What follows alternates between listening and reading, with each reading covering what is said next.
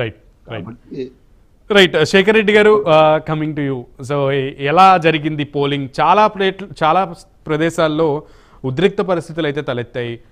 వాహనాలు ధ్వంసమైనటువంటి పరిస్థితి ఉంది, శాంతి భద్రతలకు విఘాతం కలిగినటువంటి పరిస్థితి ఉంది. సో అధికార పార్టీగా మేము చాలా సహించాము, చాలా సంయమనం పాటించాము అని చెప్పినటువంటి పరిస్థితి ఉంది. కానీ అసలు ఆ గొడవలు జరగడానికి కారణం ఏంటి?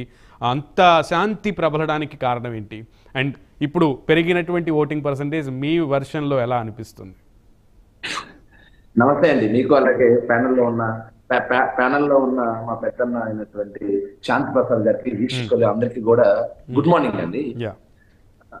నేను దాదాపుగా గడిచిన 7 నెలలుగా కూడా ఎలక్షన్ కోసమే తిరుగుతున్నా.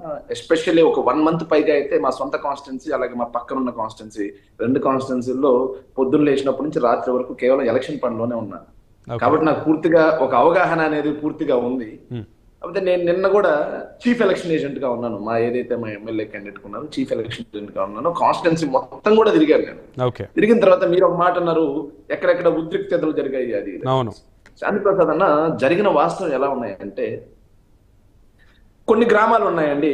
ఆ గ్రామాల్లో ఒక సామాజిక వర్గం, నేను సామాజిక వర్గం పేరెత్తడం కూడా ఇష్టం లేదు, ఒక సామాజిక వర్గం కొంచెం డామినేటింగ్ గా ఉంటుంది. క్యాస్ట్ పరంగా డామినేటింగ్ గా, అది సంఖ్యాపరంగా కూడా డామినేటింగ్ గా ఉన్నటువంటి సామాజిక వర్గానికి చెందిన వ్యక్తులు హైదరాబాద్, బెంగళూరు, ఇంకో చోట వాళ్ళు ఆర్థికంగా ఏదైతే బలపడడం కోసం, వ్యాపారాల కోసం, ఉద్యోగ రీతి అక్కడ సెటిలర్స్ అయిన వాళ్ళు ఎలక్షన్ కోసం ఏదైతే శనివారం, ఆదివారం 2 హాలిడేస్ రావడం, సోమవారం కూడా హాలిడేస్ ఇవ్వడంతో భారీగా తరలి రావడం జరిగింది. అది అన్ని పార్టీలకు చెందిన ఓటర్లు కూడా శని, ఆది అలాగే ఏదైతే సోమవారం కూడా సెలవు రావడం వల్ల మైగ్రేట్ అయిన పీపుల్ కూడా భారీగా తరలి రావడం వల్ల మొదటిగా పోలింగ్ శాతం అనేది పెరిగింది.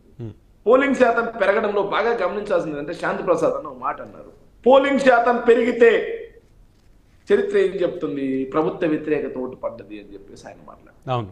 అన్న మీరు గమనించారు లేదా శాంతి ప్రసాద్ అన్న, తెలంగాణలో 2018తో పోలిస్తే 2023లో పోలింగ్ శాతం తగ్గింది.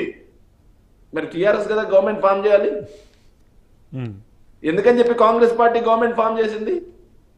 ఎస్పెషల్లీ ఐఎమ్ టెల్లింగ్ యూ, ఒకే ఒక విషయం చెప్తున్నా అన్న, గ్రామీణ ప్రాంతాల్లో అద్భుతంగా పోలింగ్ పెరిగింది, మహిళల్లో అద్భుతంగా పోలింగ్ శాతం పెరిగింది. ఈ పెరిగిన పోలింగ్ శాతం ఎటు ఉండబోతుంది అనేది చూస్తే జూన్ 4వ తారీఖున షాక్ గురవబోతున్నారు సార్, షాక్ గురవబోతున్నారు సార్ జనాలందరూ. ఇంకోటి కాకపోతే రీపోలింగ్ కి ఎక్కడ కూడా మద్దతు అన్న, మేమే మా సొంత నియోజకవర్గంలో ఒక బూత్ లో రీపోలింగ్ కావాలి అని చెప్పేసి పట్టుబట్టి మరి పోలింగ్ ఆఫీసర్ చేత నేను లెటర్ తీసుకుని ఎంఆర్ఓ గారిని పిలిపించి, అక్కడ ఎలా అంటే అన్ఫెయిర్ గా ఎలక్షన్ జరిగింది. మార్నింగ్ నుంచి కంప్లీట్ గా ఒక సామాజిక వర్గం ఉన్నటువంటి ఆ ఊరు మొత్తం మీద ఎక్కడో అమెరికా, కెనడా, లండన్ లో ఉన్న వాళ్ళు వచ్చి ఇక్కడ కూర్చోటేశారన్న. భౌతికంగా కాదన్న, భౌతికంగా కాదు, వాళ్ళ ఓటు ఇక్కడ వినియోగించబడింది, వాళ్ళు మాత్రం అమెరికాలో ఉన్నారు. అలాంటి వాటి మీద రీపోలింగ్, ఆ బూత్ లో రీపోలింగ్ కావాలి అని చెప్పి మేము డిస్ట్రిక్ట్ కలెక్టర్ గారిని కూడా కోరడం జరిగింది. రీపోలింగ్ కొన్ని చోట్ల అడిగున్నారన్న. కాకపోతే శాంతి ప్రసాద్ అన్న చెప్పినట్లుగా ఈ 2024 ఎన్నికలు చరిత్రతో పోల్చుకుంటే అత్యంత ప్రశాంతంగా జరిగినట్టండి. అక్కడక్కడ చెదురుమదురుగా హింసాత్మక ఘటనలు ఓకే కానీ అత్యంత ప్రశాంతంగా ఓటింగ్ జరిగినట్టు, ప్రజలు చైతన్యవంతులై అత్యంత ప్రశాంతంగా తమ ఓటుని వినియోగించుకోవడం జరిగింది. ఇది మంచి పరిణామం. యాక్చువల్లీ పోలింగ్ శాతం పెరగటం అనేది, ప్రజల్లో చైతన్యం రావటం అనేది ఏ పార్టీ అయినా, ఏ రాజకీయ పార్టీ అయినా ఫలితాలతో సంబంధం లేదండి. కానీ ఓటింగ్ శాతం 100కు 100% పెరగాలి అనేది వైఎస్ఆర్ కాంగ్రెస్ పార్టీ సిద్ధాంతం. ఓటు హక్కు ఉన్న ప్రతి ఒక్కరూ తమ ఓటుని వినియోగించుకోవాల్సిందే అనేది మా పార్టీ సిద్ధాంతం. కాబట్టి పోలింగ్ శాతం పెరగడం మాకు చాలా సంతోషాన్ని ఇచ్చింది. అలాగే ఇంకో విషయం ఏంటంటే, గ్రామాల్లో మాత్రం అండి, నేను శాంతి ప్రసాద్ అన్న చెప్పినట్టుగా నిన్నటి చూశాను, ప్రభుత్వ వ్యతిరేకత అనేది నాకైతే కనిపించలేదండి. సీరియస్లీ ఐఎమ్ టెల్లింగ్ యూ, ప్రభుత్వ వ్యతిరేకత కనిపించలేదండి. వైఎస్ఆర్సీపీ పార్టీ వ్యతిరేకత కనిపించలేదండి. కాకపోతే టీడీపీ పార్టీ టీడీపీకి పడి ఉంటది, అలాగే జనసేన పార్టీ ఒకటి జనసేనకు పడి ఉంటది. కానీ ప్రభుత్వ వ్యతిరేకత అనేది నేను చూడలేదు సార్. నాకే కాదు రాష్ట్రంలో దాదాపుగా క్లారిటీగా చేసేటువంటి సెఫాలజిస్టులు అందరికీ కూడా ప్రభుత్వ వ్యతిరేకత ఎక్కడా కనిపించలేదండి. మహిళల్లో 65% వైఎస్ఆర్ కాంగ్రెస్ పార్టీకి ఓట్లు పడ్డాయి.